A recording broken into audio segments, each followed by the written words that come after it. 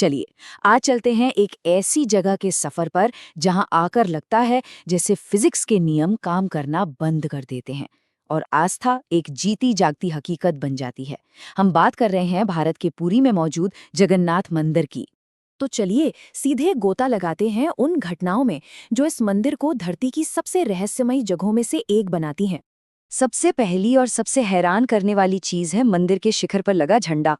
सदियों से लोग ये देखते आ रहे हैं कि हवा चाहे किसी भी दिशा में बहे, ये झंडा हमेशा हवा की उल्टी दिशा में ही लहराता है। और फिर है इसका 214 फीट ऊंचा विशाल गुंबद। ये आर्किटेक्चर का एक अजूबा तो है ही, लेकिन इसका सबसे बड़ा रहस्य ये है कि दिन के किसी भी वक्त इसकी परछाई जमीन पर बनती ही नहीं। जी हाँ, कोई शैडो नहीं। ये कैसे मुमकिन है, ये आज भी एक पहेली है। मंदिर के ठीक पास में समंदर है, जिसकी लहरों की आवाज आप बाहर साफ साफ सुन सकते हैं। लेकिन जैसे ही आप मंदिर के मुख्य द्वार यानी सिंह द्वार के अंदर एक कदम रखते हैं, अचानक सब शांत हो जाता है। एक अजीब सी खामोशी, जैसे किसी ने म्यूट बटन दबा दिया हो। तो ये सिर्फ सुनी सुनाई बातें या कहानियां नहीं हैं। ये वो पहेलियां हैं जिन्होंने बड़े बड़े वैज्ञानिकों और श्रद्धालुओं सबको हैरान कर रखा है। और ये लिस्ट यहीं खत्म नहीं होती। कहा जाता है कि मंदिर के ठीक ऊपर आसमान से कोई पंछी या हवाई जहाज तक नहीं गुजरता। शिखर पर जो सुदर्शन चक्र लगा है, आप शहर में कहीं भी खड़े होकर उसे देखिए, वो हमेशा आपकी ही तरफ घूमा हुआ दिखेगा। और तो और हर रोज एक पुजारी उस 214 फीट ऊंचे गुंबद पर चढ़कर झंडा बदलता है, और अगर ये एक दिन भी चूका तो मंदिर को अगले 18 सालों के लिए बंद करना पड़ सकता है। तो आखिर इन सारे रहस्यों की जड़ क्या है? इसे समझने के लिए हमें मंदिर के देवताओं के उस अनोखे रूप को जानना होगा। और सबसे बड़ा सवाल यही है कि ये मूर्तियां अधूरी क्यों हैं? इसके पीछे एक बड़ी ही दिलचस्प कहानी है। कहते हैं कि भगवान कृष्ण के दाह संस्कार के बाद उनका दिल अविनाशी रहा। उसे नदी में प्रवाहित कर दिया गया। फिर एक राजा को सपना आया कि वो दिल एक लकड़ी के लट्ठे के रूप में मिलेगा और उसके लिए एक मंदिर बनाना है। तब देवताओं के शिल्पकार विश्वकर्मा मूर्ति बनाने को तैयार हुए, पर उनकी एक शर्त थी कि 21 दिनों तक उन्हें कोई परेशान नहीं करेगा। लेकिन अधीर रानी से इंतजार नहीं हुआ और उन्होंने दरवाजा पहले ही खुलवा दिया।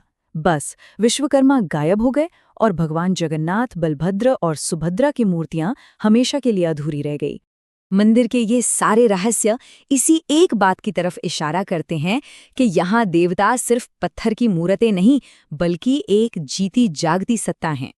और इस बात का सबसे बड़ा सबूत मिलता है मंदिर की रसोई में। ये कोई आम रसोई नहीं, ये दुनिया की सबसे बड़ी रसोई है, जिसे आनंद बाजार कहते हैं। यहाँ 500 रसोइये और 300 सहायक मिलकर रोज हजारों लाखों लोगों के लिए प्रसाद बनाते हैं। लेकिन इस विशाल रसोई का जो सबसे बड़ा चमत्कार है, वो ये नंबर है, 0। और ये 0 पता है क्या है? यहाँ बर्बाद होने वाले खाने की मात्रा। जी हाँ, मतलब चाहे 1 लाख लोग आए या 5 लाख, प्रसाद हमेशा पूरा पड़ता है। ना एक दाना कम, ना एक दाना ज्यादा। अब ये कैसे मुमकिन है? ये किसी भी लॉजिक से परे है। और रसोई का एक और चमत्कार है यहाँ खाना पकाने का तरीका। सोचिए, एक ही आग पर मिट्टी के 7 बर्तन एक दूसरे के ऊपर रखे जाते हैं। अब फिजिक्स के हिसाब से तो सबसे नीचे वाला बर्तन पहले पकना चाहिए, है ना? पर यहाँ ठीक उल्टा होता है। सबसे ऊपर वाला बर्तन, जो आग से सबसे दूर है, उसका खाना सबसे पहले पकता है, और सबसे नीचे वाला सबसे आखिर में। रसोई के ये चमत्कार इस विश्वास को और भी पक्का करते हैं कि यहाँ देवता वाकई में जीवित हैं। और इसी का एक और सबूत हर साल मिलता है, जब एक स्नान के बाद भगवान 15 दिनों के लिए बीमार पड़ जाते हैं। उन्हें एक अलग कमरे में रखा जाता है और उस दौरान मंदिर के दरवाजे आम लोगों के लिए बंद कर दिए जाते हैं। अब बात करते हैं मंदिर के उस रहस्य की जो सबसे गहरा और सबसे ज्यादा सुरक्षित रखा गया है। एक ऐसा अनुष्ठान जो सीधे सीधे भगवान की उत्पत्ति से जुड़ा है। हर 12 से 19 साल में एक बार एक बहुत ही गुप्त पूजा होती है, जिसे नवकलेवर कहते हैं। इस समारोह में पुरानी मूर्तियों की जगह पवित्र नीम की लकड़ी से बनी नई मूर्तियां स्थापित की जाती हैं।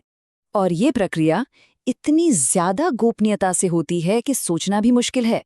जिस पुजारी को ये काम करना होता है, उनकी आंखों पर पट्टी बांध दी जाती है, हाथों पर मोटा कपड़ा लपेट दिया जाता है, और यही नहीं, पूरे शहर की बिजली काट दी जाती है ताकि चारों तरफ घना अंधेरा हो।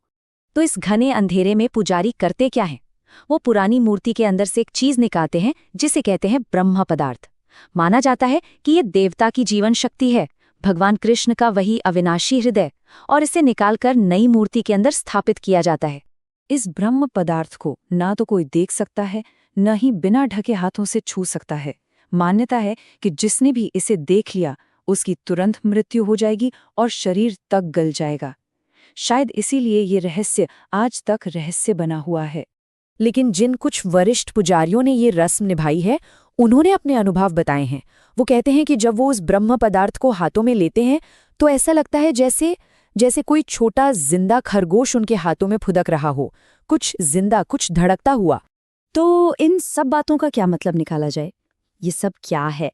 दिव्य चमत्कार या कोई बहुत पुराना विज्ञान जिसे हम आज समझ नहीं पा रहे? जगन्नाथपुरी मंदिर सही में आस्था और रहस्य के एक ऐसे मोड़ पर खड़ा है जहां आकर विज्ञान भी चुप हो जाता है।